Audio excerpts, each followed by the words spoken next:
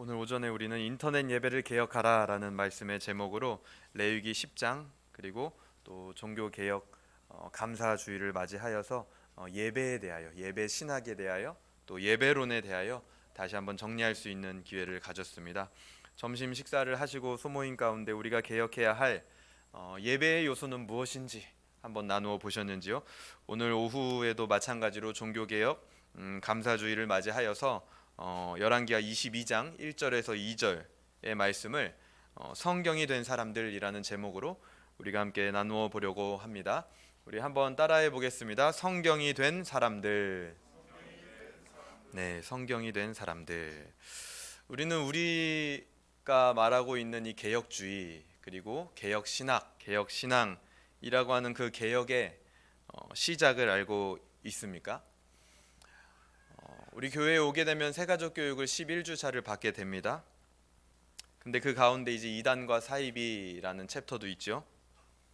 근데 거기서 우리는 다 배웁니다. 이단이라는 것이 도대체 왜 생겨나는 것이냐라고 했을 때 기존에 우리가 가지고 있던 전통적인 가치관이 있습니다. 근데 그 가치관이 시간이 흐르면 흐를수록 부패하고 본질이 흐려지게 되죠. 그럴 때 개혁이 되고자 하는 움직임이 일어나야 되는데 그 움직임, 이 개혁의 움직임이 전혀 보이지 않을 때 원래 수호했던 전통적인 가치 자체를 부정하고 이제는 새로운 진리가 필요하다. 저거는 지금 오랫동안 해봤는데 더 이상 효용성이 없다. 새로운 걸 한번 해보자 해가지고 새로운 진리가 필요하다라는 목소리가 나오게 됩니다. 그것이 바로 이단이 되는 길임을 우리는 역사 가운데 알 수 있습니다. 이걸 다른 말로 하면은요, 그냥 이단이 그렇게 생겨나는 것이구나, 그렇게 하면 안 되고 개혁을 해야 되는 거구나 라고 가볍게 우리가 받을 수도 있겠지만 조금 심각하게 얘기를 해보면요, 개혁하지 않으면 이단이 되는 겁니다.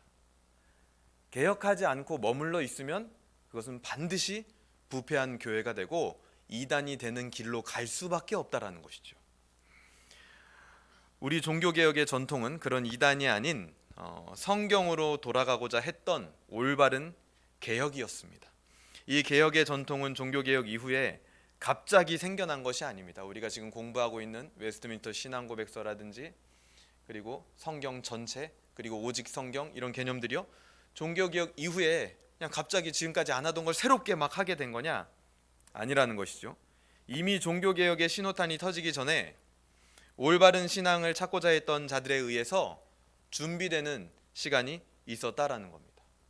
그리고 그 신앙은 특별하고 새롭게 나와진 신앙이 아니라 우리 성경에 나와 있는 우리의 믿음의 조상 아브라함 때부터 이어져 오던 신앙입니다. 그래서 그들은 우리 믿음의 선배들입니다.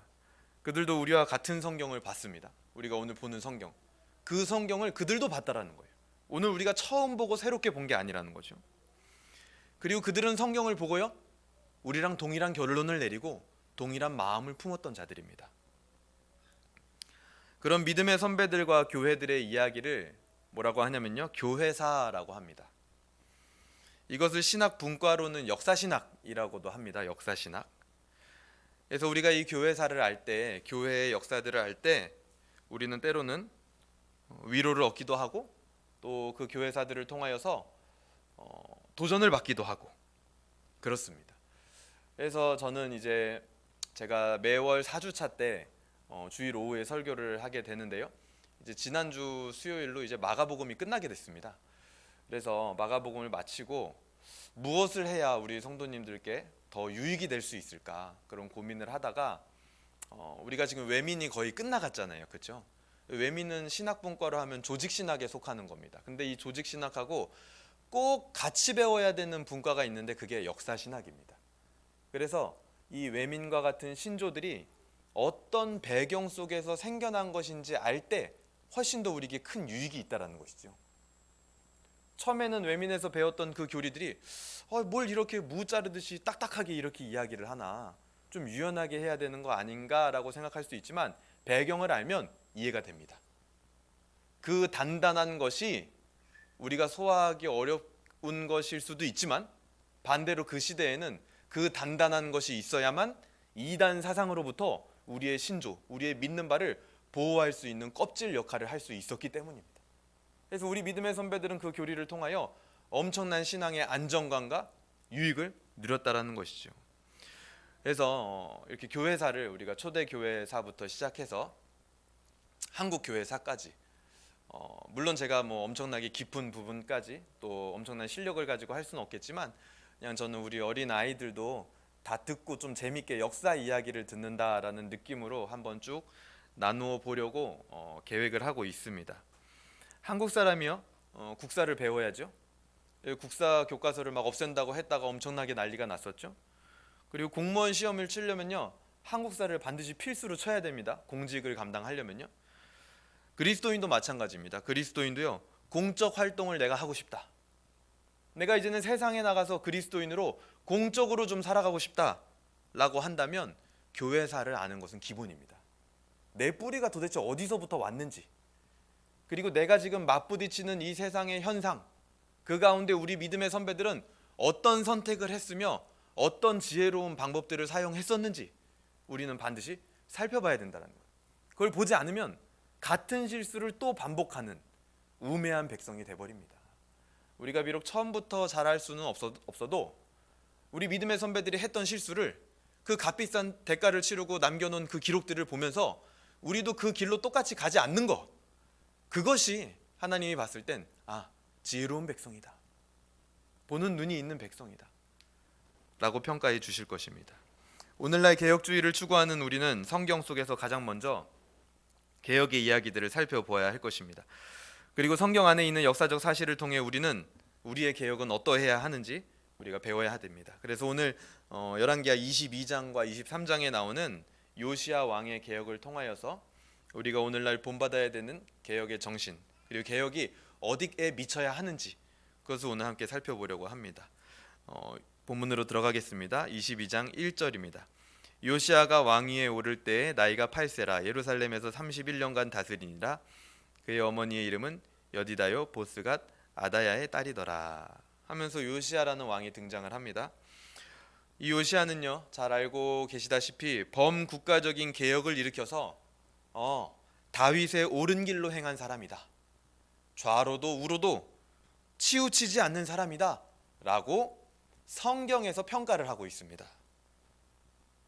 도대체 그가 한 개혁이 무엇이기에 하나님은 성경의 역사를 통해 요시야를 이렇게 평가하고 기록했는지 우리는 살펴봐야 되는 것이죠. 그리고 우리가 이제는 그 모습을 본받아야 하는 것이 이 역사라는 것이 우리에게 주는 유익입니다. 유익. 3절 볼까요? 3절부터 7절까지는 성전 수리를 시작한 요시야의 모습이 나오게 됩니다. 요시야는요 8세에 왕이 되어서 처음 기록한 행적, 8세에 왕이 되고 그 뒤에도 물론 여러 가지 일을 했겠지만 처음 요시야 왕이 이 일을 했다라고 기록된 것이요 바로 성전 수리입니다. 5절에 보시면요 여호와의 성전을 맡은 감독자의 손에 넘겨 그들이 여호와의 성전에 있는 작업자에게 주어 성전에 부서진 것을 수리하게 하되 곧 목수와 건축자와 미장이에게 주게 하고 또 제목과 다듬은 돌을 사서 그 성전을 수리하게 하라 하고 요시야 왕의 행적이 나옵니다. 근데 이때가요 이미 요시야 왕이 왕으로 다스린 지 18째 해 18년이나 지난 뒤에 일을 지금 성경은 가장 먼저 요시야가 한 일로 기록하고 있습니다. 이때 나이가 26이죠. 그 사이 18년 동안에 다스리는 그 동안에 크고 작은 일들이 있었을 겁니다. 근데 하지만 성경은 그 크고 작은 일은 다 빼고 무엇부터 기록하고 있죠? 성전 수리하는 거. 그거부터 지금 기록을 하고 있는 거예요. 그거를 우리가 발견해야 됩니다. 하나님께서 무엇을 주의 깊게 보고 계시느냐? 다른 여러 가지도 했겠지만 하나님이 가장 관심 있고 주의 깊게 보는 것은 바로 이 성전 수리했던 겁니다. 요시야가 행한 성전 수리를 지금 이 시대에 한번 적용을 해볼까요? 그럼 어떻게 적용할 수 있을까요? 성전은 예배당이다. 이거 너무 단순하게 정리를 하는 겁니다. 성전은 포괄적으로 하나님께서 임재하는 곳, 이렇게 표현할 수 있겠죠. 오히려 오늘날에는 우리 한 사람 한 사람이 성전이라고 할 수 있습니다. 우리 안에 성령께서 내주하시고 그것이 곧 하나님의 임재이기 때문입니다. 결국 성전을 수리하고 세운다라고 하는 것은 오늘날 1차적으로는 사람을 세우고 만들어가는 것이다. 이렇게 우리가 받아들일 수 있는 거죠. 그리고 그렇게 성전된 한 사람이 모인 공동체 역시 성전의 개념을 포함하고 있는 겁니다. 성전이라고 할 수 있는 것이죠. 성전을 수리하고 세운다는 것 두 번째 개념은 곧 사람을 세우는 것이기도 하지만 동시에 그 사람이 모인 공동체를 세우고 만들어가는 것을 의미합니다. 그게 성전을 수리하는 겁니다. 오늘날 우리가 이 말씀을 적용할 때요. 개혁의 시작에 서 있는 왕, 하나님에게 엄청난 극찬을 받았던 그 왕이 한 일은 성전 수리하는 것이었습니다. 그리고 성경은 그 성전 수리를 그 왕의 첫 번째 행적으로 기록을 하고 있다라는 겁니다. 그리고 이 기록은 곧 하나님의 시선입니다. 하나님이 뭘 보고 계시냐, 이거를 기록하고 있는 것이죠. 우리 개혁의 시작도요, 바로 여기서부터 일어나야 됩니다. 여기서부터. 그렇게 성전을 수리한 요시야 왕은요, 8절에서 13절까지에 보면 율법책을 발견하게 됩니다. 근데 그 8절에 보면 대제사장 힐기야가 서기관 사반에게 이르되 내가 여호와의 성전에서 율법책을 발견하였노라 하고 힐기야가 그 책을 사반에게 주니 사반이 읽으니라 하면서 당시의 시대상을 나타냅니다. 당시의 시대상이라는 것은 다른 게 아니죠. 대제사장이 성전에서 율법을 발견하는 시대였다. 그만큼 성경을 펴지도 읽지도 율법을 가르치지도 않은 시대였다라는 것을 알 수 있는 것입니다. 모세의 율법 낭독의 명령은 지켜지지 않았을 뿐더러 관심도 없었던 시대였다라는 겁니다. 즉 다른 말로 표현해볼게요. 쉽게 표현하면요, 개혁이 필요한 시대였다. 이렇게 가면 이단이 되는 겁니다. 그래서 개혁이 필요한 시대였다. 우리는 이렇게 정리를 할 수 있습니다. 10절에서 11절을 한번 보겠습니다. 또 서기관 사반이 왕에게 말하여 이르되 제사장 힐기야가 내게 책을 주더이다 하고 사반이 왕의 앞에서 읽음에 왕이 율법책의 말을 듣자 곧 그의 옷을 찢으니라. 율법책의 말씀을 듣고 했던 왕의 반응이 지금 여기 나와 있죠. 그 반응이 뭐였나요? 옷을 찢는 거였습니다. 그리고 죄를 인정하는 것이었습니다. 옷을 찢는 게 무엇인지, 어떤 죄를 인정했는지 볼 수 있겠지만 저는 오늘 이거를 이렇게 보고 싶습니다. 이 왕은, 요시야는 말씀을 듣고 말씀에 대한 반응이 있었던 사람이구나. 말씀에 대해서 그냥 가만히 있었던 사람이 아니구나. 들었으면 반응한 사람이었구나. 곧 이 말은요, 말씀에 반응하는 사람을 통해서 가장 먼저는 그 자신이 개혁되어지고요, 그를 통해서 나라를 개혁하고 나라를 바꾸는 도구로 하나님께서는 사용하신다라는 겁니다. 말씀에 반응하는 사람 통해서요. 우리도 이와 같이 말씀에 대한 반응이 있어야 됩니다. 이게 너무나 중요합니다. 손으로 옷을 찢고 입으로 고백하는 반응, 깨달음에 그쳐서는 안 된다는 것이죠. 이후에 우리의 반응이 하나하나 하늘나라에 다 기록이 돼 있을 겁니다. 하나님이 어떤 말씀을 하셨는데 그거에 대한 반응이 뭐였는지가 기록이 돼 있을 거라는 거예요. 우리의 삶의 모든 행적들이 기록되는 것처럼. 마치 오늘 하나님의 율법책을 읽은 그 율법책의 말씀을 들은 요시야 왕이요, 옷을 찢고 죄를 고백했다라고 성경에 기록되어 있는 것처럼 우리의 행적도 그렇게 기록이 돼 있을 겁니다. 과연 우리는 어떻게 기록돼 있어야 될까요? 1년에 50주 정도 우리는 주일 예배, 오전 예배를 드립니다. 그 가운데 우리의 반응은 어떠해야 했는가? 어떻게 기록이 되어야 될까요? 이제 어느새 보니까 2020년이요, 11월, 12월. 아까 어떤 청년이 그러더라고요. 벌써 10월 끝났네. 11월, 12월 2달밖에 안 남은 거예요. 어느새 2020년이 다 갔습니다. 저는 우리 교회에 온 지요 10년, 막 5년 된 것 같아요.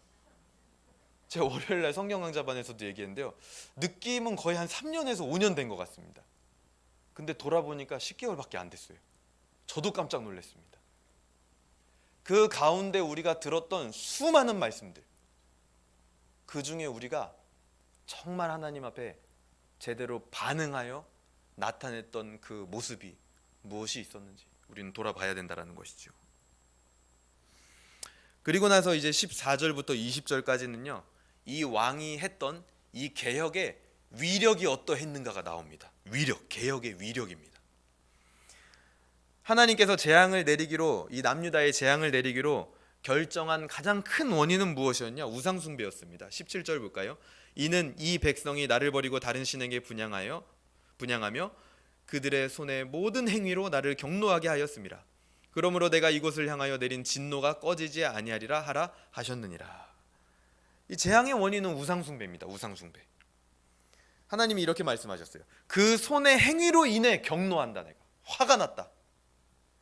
그런 하나님의 반응이 지금 나오죠.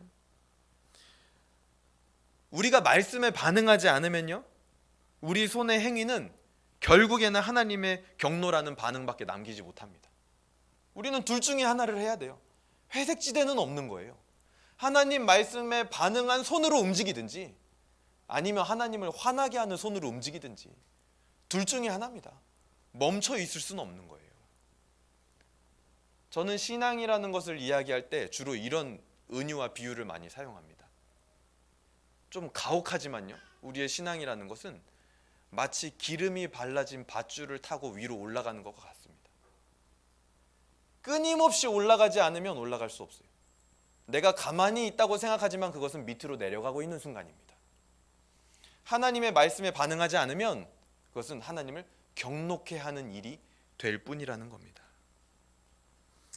하지만 하나님의 그런 경노에도 불구하고 요시아가 다스리는 동안에는 재앙을 보지 않을 것을 하나님은 약속해 주십니다.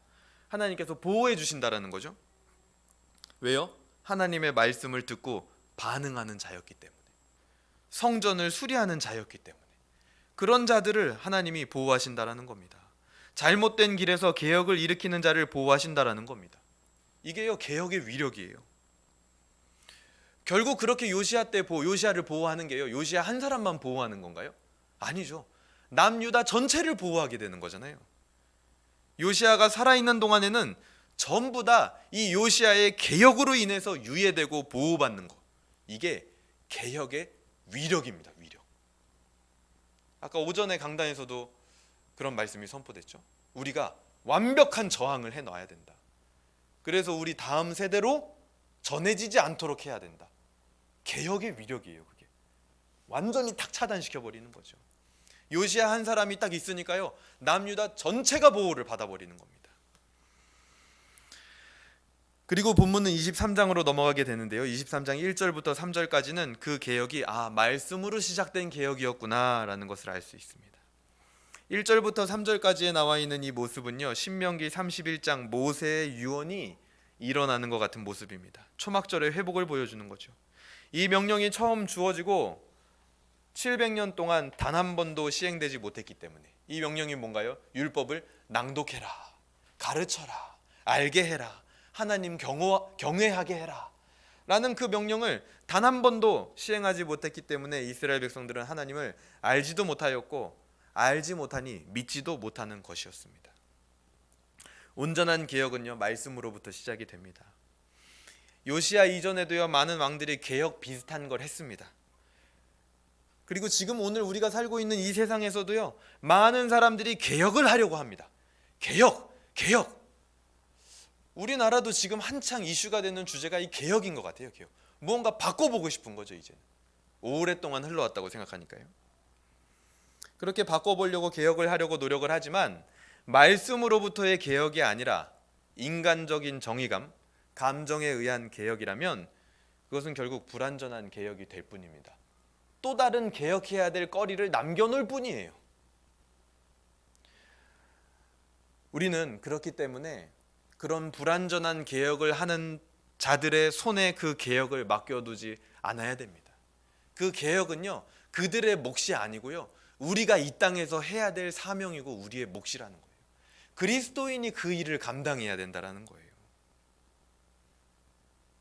그것은 교회 안에서도, 내 개인의 삶에서도, 사회에서도, 국가에서도 반드시 나타나야 됩니다. 그것이 우리가 신봉하고 따르는 장로 교회의 방향입니다. 우리가 공부하고 있는 외민 신조의 방향성이에요. 그게 웨스트민스터 신앙고백서도요, 지금 끝으로 가면 갈수록 결국에는 뭘 얘기하고 있죠? 국가. 결국 국가 다른 말로 하면 공동체입니다. 믿는 자들이 어떤 국가를 이루어야 하는가 보여주고 있는 거죠. 칼빈의 기독교 강요도요, 초판이 인쇄되고 뒤에 많은 개정을 거쳤습니다. 근데 모든 판본의 마지막은 항상 어느 방향이냐? 국가를 얘기합니다. 실제로 칼빈의 목회도요, 제네바 시를 목회했죠. 제네바 시를 바꾸어가는 목회를 했습니다. 그 칼빈의 목회를 보고 제네바 시를 다스리는 것을 보고 충격을 받아가지고 나라에 가서 국가적 개념으로 그것을 승화시킨 게 바로 존 낙스입니다. 우리 개혁주의 신앙의 선배죠. 나라를 바꿔버리는 겁니다. 근데 오늘날 우리 한국 교회 그리고 장로 교인이라고 하는 우리들의 마음속에는 이 개혁이 그저 이 교회 안에서의 개혁, 우리 개인의 개혁, 우리가 뭔가 나라를 바꾸어간다? 그거는 약간 너무나 이 오바된 개념이다. 뭔가 분리돼서 가야 되는 것 같은 어떤 그런, 그냥 우리는 우리끼리만 안에 멈춰 있어야 되는 것 같은 그런 느낌을 우리가 많이 가지고 있는 것 같습니다. 물론 정교 분리의 원리는 지켜져야 됩니다. 근데 하지만 그 타락한 세상 속에 들어가서 그 타락한 세상 속에서 그 세상에서 하나님이 왕이 되심을 선포해야 되는 그 역할은 바로 우리의 역할이고, 그것이 우리 개혁주의의 전통이라는 겁니다. 그 개혁은 우리의 몫이에요. 우리의 몫. 그냥 세상에 누군가 착한 사람, 좋은 사람이 와서 저 사람이 해주겠지, 굉장히 그건 아니라는 생각입니다.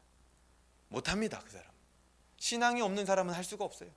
신앙을 가진 자가 그 일을 해낼 수 있다는 것이죠. 이 요시야 왕의 개혁은요, 그렇게 말씀을 통한 개혁이었기 때문에 그 나라 자체를 완벽하게 개혁시킬 수 있었던 겁니다. 그리고 4절부터 14절까지는 이 개혁의 효과, 두 번째, 우상을 제거하는 모습이 나옵니다. 우상을 제거하는 모습. 개혁의 결과로서 우상을 제거하는 모습이 나타나게 됩니다. 이때 우상 제거를 하게 되는데요, 신전과 이방신의 형상과 문화를 제거할 뿐만 아니라 산당들까지도 제거를 합니다. 근데 여기서 왜 산당들을 제거했다, 이 부분을 제가 강조를 드리냐면요, 이 앞선 열왕기 상하서에 보게 되면 여러 왕들이 우상을 제거하고 신전을 제거했다라는 왕들이 있습니다, 실제로. 그런데 중요한 건 그때마다 심심치 않게 등장하는 표현이 뭐냐면 산당들은 제거하지 아니하였다, 산당들은 제거하지 못했다, 이런 표현이 뒤에 꼭 찝찝하게 나옵니다. 아니, 우리가 상식적으로 생각했을 때요, 온갖 우상은 다 제거했으면서 신전도 제거했으면서 왜 산당을 제거하지 못했을까? 궁금할 수 있죠. 이 산당이라는 게요, 뭔가 그래서 봤더니요, 이 산당은 쉽게 말하면 이방신을 섬기는 제단과 같은 의미입니다. 근데 이 산당 중에는 규모가 큰 상당도 있었어요. 신전같이. 그런 거는 왕이 가서 제거하면 됩니다. 근데 어떤 것도 있었냐? 규모가 작은, 예를 들면 우리나라에도 무당집 같은 데 가거나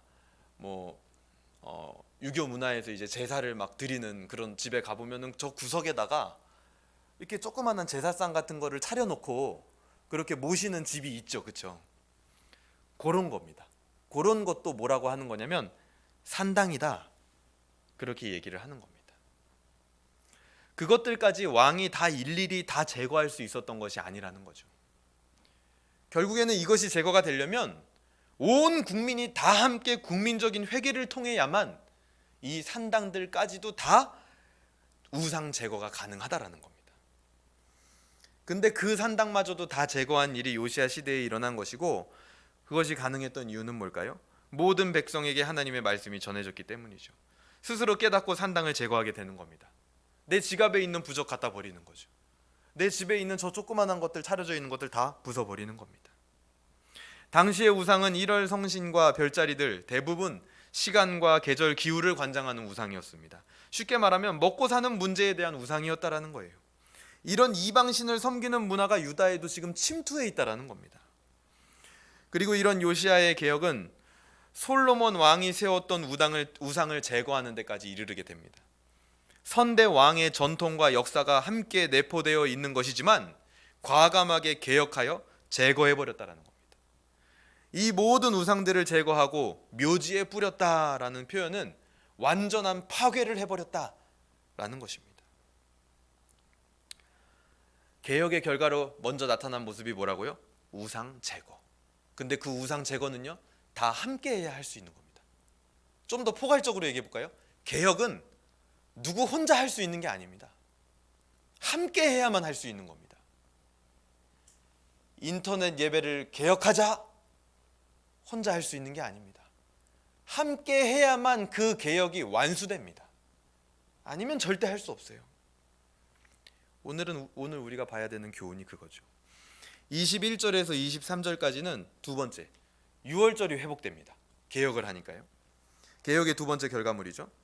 유다에게 있어서 유월절은요, 민족적 행사입니다. 민족적 행사. 우리의 설과 추석과 같은 행사죠. 하지만 이 요시야 시대에요, 이 유월절이요, 굉장히 축소되고 또 축소되어서 마치 가족 행사처럼 축소가 됐습니다. 가족 행사처럼. 이런 걸 보면서 역사는 진짜 되풀이되는구나. 그러니까 하나님의 방향과 하나님을 반대하는 방향은 항상 똑같구나 라는 것을 느끼게 되는 겁니다. 유월절이 가족 행사가 돼버려 있어요. 민족적 행사인데요, 공동체의 행사인데 가족 행사가 돼버린 거죠. 이렇게 변질되고 중단되었던 민족 전체의 유월절이 회복되는 장면이 오늘 나옵니다. 개혁은요, 공동체의 유월절을 회복하는 겁니다. 구원을 기념하고 감사하는 절기의 회복은 오늘날 예배의 회복을 의미하는 겁니다. 개인의 삶의 예배가 있을 수 있습니다. 그리고 개인적으로 어느 때나 기도도 할 수 있습니다. 근데 하지만 오늘 말씀에서 이 유월절의 회복은요, 공동체적인 예배의 회복임을 잊어서는 안 됩니다. 더 뻔한 말로 하면요, 공예배의 회복입니다.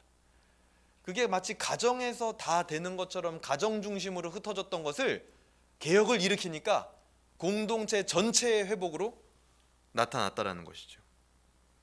이런 예배의 회복, 이런 개혁은 아까도 말씀드렸지만 요시야 왕 한 사람의 힘으로만 된 것이 아님을 우리는 보았습니다. 모두가 함께 했던 개혁이었습니다. 함께 해야 가능합니다. 함께 해야. 예배를 이렇게 드리는 것도요, 함께 해야 가능한 것이죠. 그래서 저는 참 감사한 것 같아요. 우리가 이렇게 예배를 지속하고 드릴 수 있는 것도요, 함께 하는 분들이 있었기 때문에 사실은 가능한 겁니다. 함께 개혁에 동참하는 사람들이 늘어나야 된다는 거예요. 이 회복이 있기까지, 온전한 개혁이 일어나기까지 우리는 깨어 있어야 됩니다.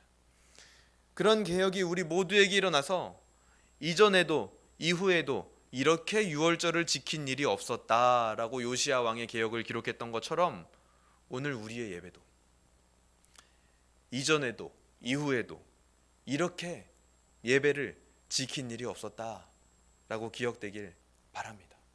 그런 정도의 결심으로 지킬 수 있기를 주님의 이름으로 소망합니다. 그리고 그 뒤에 23장 이후에 하반절에 나오는 본문들은요, 순식간에 내용이 전개됩니다. 너무 순식간에 요시야 왕의 죽음까지, 여러 왕의 이야기까지 슉슉슉 지나가 버립니다. 그리고요, 그 뒷부분까지 읽어보면 요시야의 개혁이 너무나 약간 좀 허무하게, 앞에서 막 대단한 개혁인 것처럼 일어났지만 뒤에로 가보니까 너무나 허무하게 아무 일도 없었던 듯이 그냥 막 사라져 갑니다. 이 본문이 꼭 뒤에 달려있는 이유가 뭘까요? 한 인간 왕이, 그리고 온 국민이 한때 온전한 개혁을 하는 듯 보였으나 그것마저도 한계가 있다라는 여운을 남기고 있는 겁니다. 이런 마무리는요, 우리에게 허탈감을 안겨주기도 하지만, 그래서 우리가 생각이요, 우리가 뭘 개혁을 한들 어떤 의미가 있을까 하는 허무함도 들기도 합니다. 그리고 최근에 이런 한국 교회의 여러 가지 이슈들, 오늘 우리 교회에서도 그 이슈에 앞서 인터넷 예배에 대하여 정리를 해주셨지만 좀 허무한 거예요. 허무해요. 저는 개인적으로 그러니까 아직도 주일 성수를 가지고 그 신앙의 기본기도 갖추어지지 않은 이 한국 교회를 바라볼 때 허망한 거예요. 허망해. 이전에 있었던 우리 믿음의 선배들과 그 목사님들의 그 노력과 그 피값이요, 막 허무해 보여요. 허무해 보여. 실컷 역사가 흘러왔는데, 야, 아직도 논쟁이고 얘기를 하는 게 주일 성수, 주일 지키는 거. 충격인 거죠. 허무합니다. 마치 요시야 왕의 개혁처럼요. 그런데도요, 그 와중에 성경은 지금 얘기했던 거, 그 개혁의 이야기를 매우 자세히 소상하게 다루었음을 우리는 잊지 말아야 됩니다. 하나님께서는요, 그런 개혁자들의 죄로 물든 인간의 과거, 그리고 개혁했지만 또다시 타락하는 허망한 미래, 거기에 연연하지 않고요, 개혁의 지금을 만들어가고 있는 그들에게 하나님은 그냥 집중하는 겁니다. 그러다 보니, 그렇게 보니까요, 성경은 온통 그런 자들의 역사를요, 끊어 붙여서 이어붙인 게 교회의 역사가 되는 것이구나, 그런 역사가 그렇게 이어져 가는 것이구나 라는 것을 오늘 우리는 볼 수 있는 것입니다. 오늘은 종교개혁 감사 주일입니다. 종교개혁 역시 이렇게 요시야 왕 때처럼 기존에 잘못되어져 가던 모습 속에서 개혁을 일으키게 된 겁니다. 그리고 종교개혁하면 우리는 떠오르는 인물들이 있죠.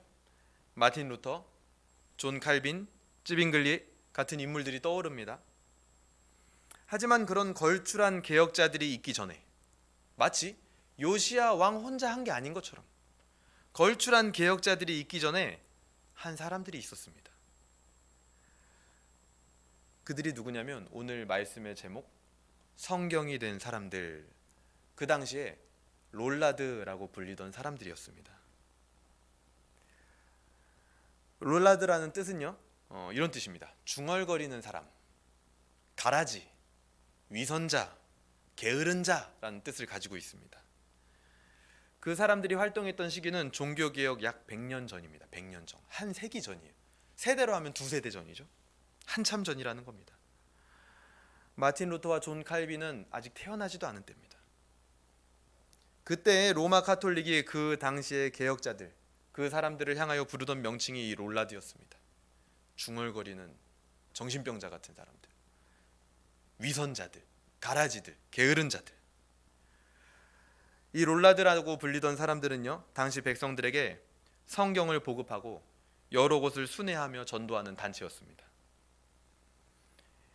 이들이 이렇게 돌아다니면서 성경을 막 가르치니까요, 깨어나는 사람들이 막 생기는 거예요. 사람들이 막 계몽이 되자 로마 카톨릭은 1401년에 이단자 화형법을 의회와 함께 법으로 통과시킵니다. 이들을 완전 말살시켜 버리려고요. 잡아 죽이려는 거죠. 이 롤라드라고 불리던 사람들은 당시 자신들의 종교에 대해서 굉장히 진지하게 고민하던 사람들이었습니다. 그 종교의 문제를 그 시대에 이건 사제들의 역할이야, 저들이 알아서 하겠지, 잘못된 거 있으면 쟤네들이 하겠지 라고 내버려 두지 않았다라는 거예요. 그들은요, 카톨릭 교회의 가르침을 이해하려고 끊임없이 노력했습니다. 그리고 납득되지 않는 부분에 대해서 문제의식을 가지고 있었던 사람들입니다. 그리고 그들은 어떤 주장에 대한 신념을 가지면 거기에 따라서 행동하는 것을 두려워하지 않았다라고 역사는 기록하고 있습니다. 로마 카톨릭이 이단자로 간주해서 처벌하려고 했던 롤라드들은 오히려 다른 사람들 이상으로 신앙에 대해 매우 큰 관심을 가졌던 사람들이었다라는 겁니다. 그러니까 중세 로마 카톨릭 때는요, 신앙에 열성이 있고 관심이 있는 자는 오히려 화형당하는 거예요. 관심이 없으면 내두는 거예요. 이들은 이미 종교개혁이 있기 100년 전 성경에 입각한 있는 그대로의 진리를 가르치고 전하기 위해 핍박을 받았던 사람들이었습니다. 그들이 그렇게 성경을 가지고 전하며 가르치고 다니니까 로마 카톨릭에서 생각을 한 게요, 성경을 뺐자. 성경을 못 가르치게 해야 된다. 복잡한 일이 없으려면. 그래서 성경을 뺐고 또 뺐으니까 더 이상 이 성경 자체를 들고 다닐 수가 없는 거예요, 이들이. 그래서 그 롤라드라는 사람들이 그때부터 했던 일이 무엇이냐면, 야, 우리 성경을 자꾸만 뺏기는데, 우리 공동체에 지금 이거 성경 딱 한 권 이거 남았는데 우리 어떻게 할까? 잠깐 모여봐. 그래서 그들이 기가 막힌 생각을 해냅니다. 야, 너는 마태복음을 외워. 난 마가복음을 외울게. 넌 창세기, 너는 여호수아, 너는 사사기, 너는 출애굽기 해서 각 사람에게 성경을 배분해 줍니다. 그래서 그들은 그 성경을 통째로 외워버립니다. 그래서 성경이 없어도 자기 자신들이 성경이 됐기 때문에 이들을 일컬어 성경이 된 사람들이다, 이렇게 역사는 이야기를 합니다. 성경을 통째로 외워서 전파했던 사람들이라는 거죠. 이런 자들이 있었기 때문에 개혁이 시작되었고, 결국 그 개혁의 꽃이 100년이 지난 뒤 개혁자들에 의해서, 마틴 루터와 존 칼빈에 의해서 화려하게 피게 된 겁니다. 이 롤라드는요, 우리가 세계사에서 뭐 중요하게 다루는 것도 아니고요, 뭐 일반 사람들이 아는 사람들도 아닙니다. 근데 하지만 누구는 알고 있어요. 이 개혁에 관심을 가지고, 성경에 관심을 가지고, 교회사에 관심을 가지고 있는 사람들은 알고 있습니다. 더 나아가서요, 하나님은 기억하고 계실 겁니다. 하나님이 누구에게 관심을 가지고 있겠습니까? 개혁을 이루어냈던 요시야, 그의 때를 보호해 주셨습니다. 우리가 적어도요, 이 성경에 이렇게 기록된 요시야 같은 사람이, 그리고 창세기에서 야곱과 에서를 볼 때도요, 에서가 인간적으로는 좀 더 호방하고 멋지고 남자답고 괜찮은 사람이었고, 야곱은 조금 쫌생이 같고 잔머리를 굴려대고 하는 일마다 조금 자기 고집이 가득 차 있는 그런 사람이었지만, 그래도 우리가 성경을 볼 때 그래도 야곱이 복받은 사람이지, 그래도 내가 야곱처럼 복받고 싶다, 마지막에는. 그런 믿음이 우리에게 있다면, 그들이 복받은 사람들이라고 믿는다면 우리도 그런 복받은 자들의 길을 걸어가야 됩니다. 바울이 이 땅에 살면서 엄청난 고생을 하고 핍박을 당했고 한시도 편할 날이 없었지만, 그 바울이 복된 사람이야, 이렇게 우리가 고백하고 믿을 거라면 우리도 그 길을 걸어야 된다는 거죠. 그것은 삶 속에서 개혁에 동참하는 것입니다. 우리의 마음을 개혁하는 것이 결국은 전체가 개혁이 되는 시작이 되는 것입니다. 오늘 이 종교개혁 감사주의를 맞아서 한국 교회를 바라보며 답답함과 혹시라도 비판의식을 가져본 적이 있으십니까? 무언가 내가 답답함과 비판의식을 가졌던 적이 있다면 그것은 개혁하라는 부름입니다. 개혁이 일어나야 된다는 거예요. 어디서부터요? 내 안에서부터요. 내 안에서부터 바뀌어지지 않는다면 그것은 나 자신을 학대하는 일입니다. 잘못됐는데 내버려두는 거랑 똑같은 거예요. 동시에 한국 교회 안에 이단과 같은 것이 자리 잡도록 내버려두는 것과 같다라는 겁니다. 그러므로 개혁은 우리 모두에게 반드시 일어나야 할 과제다. 그 메시지를 오늘 저와 여러분들에게 오늘 본문은 주고 있는 것입니다. 마태복음 9장 19절에서는 이렇게 얘기합니다. 새 포도주를 낡은 가죽 부대에 넣지 아니하나니 그렇게 하면 부대가 터져 포도주도 쏟아지고 새 부대도 버리게 됨이라. 새 포도주는 새 부대에 넣어야 둘이 다 보전되느니라. 쉽게 이해해 보겠습니다. 겉에 가죽을 바꿔야 된다, 새 포도주를 보관하려면, 이거죠. 겉에 가죽이 바뀌어야 한다, 예수님이 말씀하셨습니다. 겉에 가죽이 뭔가요? 내용물을 보호하는 외피죠. 개혁은, 개혁이라는 말 자체가 가죽을 바꾸는 거잖아요. 개혁은요, 우리 마음속에서 끝나는 게 아닙니다. 우리의 행동과 모습에서부터 개혁이 일어나야 한다라는 겁니다. 요한복음 1장 1절, 태초에 하나님이 계시니라. 이 말씀이 하나님과 함께 계셨으니 이 말씀은 곧 하나님이시니라. 14절, 말씀이 육신이 되어 우리 가운데 거하심에 우리가 그의 영광을 보니 아버지의 독생자의 영광이요 은혜와 진리가 충만하더라. 인류 최대의 사건, 이 시간의 시작과 끝까지 있었던 모든 개혁들 중에 최대의 개혁의 사건은 성육신입니다. 성육신. 그것은 온 세상을 개혁하는 일이었습니다. 온 우주를 개혁하는 일이었죠. 하늘나라에까지 울려 퍼진 개혁의 소식이었을 겁니다. 그렇게 육신으로 이 땅에 오신 분이 우리 주 예수 그리스도입니다. 그냥 하나님이 멀리서만 바꿔야 되니까 그냥 멀리서 이거를 바꾼다 이렇게 하지 않으셨다라는 거예요. 하나님도요, 두 손과 두 발을 가지고 이 땅에 오셨다라는 겁니다. 그게 개혁이에요. 그게 손과 발로 하는 겁니다. 개혁은. 웨스트민스터 11장 칭의 1항에서는 이렇게 얘기합니다. 하나님께서는 유효하게 부르신 자들을 또한 값없이 의롭다고 칭하신다. 이 칭의라는 것이 우리 종교 개혁의 아주 귀한 산물이죠.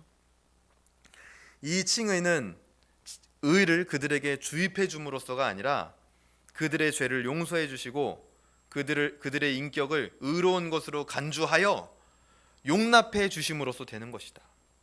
또한 그들 안에서 이루어진 어떤 것이나 또는 그들에 의해서 되어진 어떤 것 때문이 아니라 오직 그리스도 때문이며 믿음 자체, 믿는 행위 또는 어떤 다른 복음적인 순종을 그들의 의로 돌림으로써가 아니라 그리스도의 순종과 속상을 그들에게 돌림으로써 부르심을 입은 그들은 그리스도와 그의 의를 믿음으로 받아들이고 의존할 때 의롭다함을 받는 것이다. 그 믿음은 그들 자신에게서 나온 것이 아니고 그것은 하나님이 주시는 선물이다. 이 칭의라고 하는 이 개념, 이 묵혀져 있던 이 은혜의 원리를 개혁자들이 밝히 드러낸 겁니다. 그들의 개혁으로 인해서 우리는 이제는 정말 큰 유익을 누리고 있습니다. 우리의 개혁으로는 누가 유익을 누려야 될까요? 지금 우리가 개혁하지 않으면 우리 500년 뒤, 100년 뒤는 뻔하게 되는 겁니다. 어떤 한 한국 교회사가는 한국 교회가요 200년을 보기 힘들 거다 이렇게 얘기합니다. 그분도 목사님이고 신학자입니다. 근데 한국 교회 200년 보기 힘들 것이다. 지금 올해 그게 그렇게 평가를 하시더라고요. 저는 그게 진짜 현실성 있게 다가왔습니다. 개혁이 일어나지 않는다면요. 오늘 말씀 속에서 나타나는 하나님의 아버지의 마음이 무엇입니까? 아담과 하와에게 후손을 주시고 그 후손을 통해서 거룩한 백성들이 보존되게 하셨던 하나님께서 이제는 그 개혁자들의 이 개혁이 비록 한계가 있는 것 같아 보이고 요시야의 개혁도 허망한 것 같아 보여도 개혁하는 후손들이 이어져 나가길 원하는 하나님의 마음이 있는 것입니다.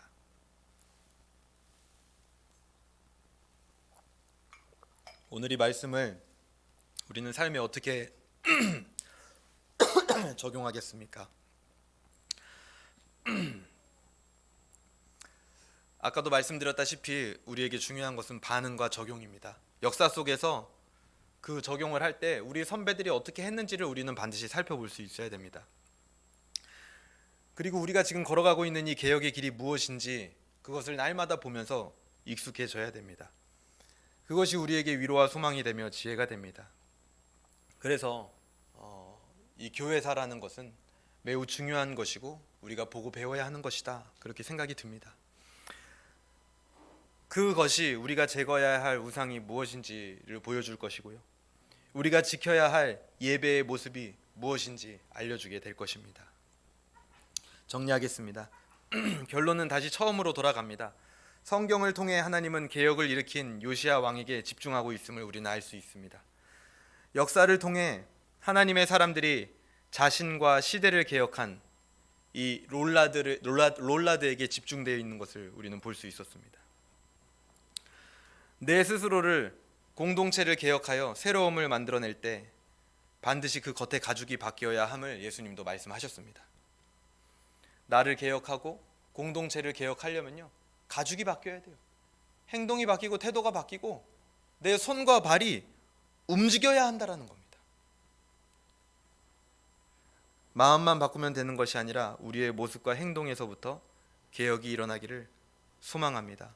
말씀으로 시작한 삶의 그 신앙의 개혁은 반드시 우리에게 결과를 가져다 줄 것입니다. 이 시간 같이 함께 기도하도록 하겠습니다. 첫 번째는 함께 회개할 수 있었으면 좋겠습니다. 혹시라도 우리 안에 수도 없이 울려 퍼지는 이 말씀 가운데 반응하지 못했던 그리고 개혁의 길을 간다고 하지만 손과 발이 굳었던 우리의 모습이 있다면 주님 용서하여 주시옵소서. 이제는 간구하길 원합니다. 이제는 우리의 손과 발을 움직여서 마치 요시야 같이 우상을 제거하며 공동체의 예배를 함께 회복하는 그 길로 우리가 들어서게 하여 주시옵소서. 이 시간 같이 함께 기도하도록 하겠습니다. 기도합니다. 하나님 아버지 감사합니다. 이 시간 말씀에 반응하지 못했던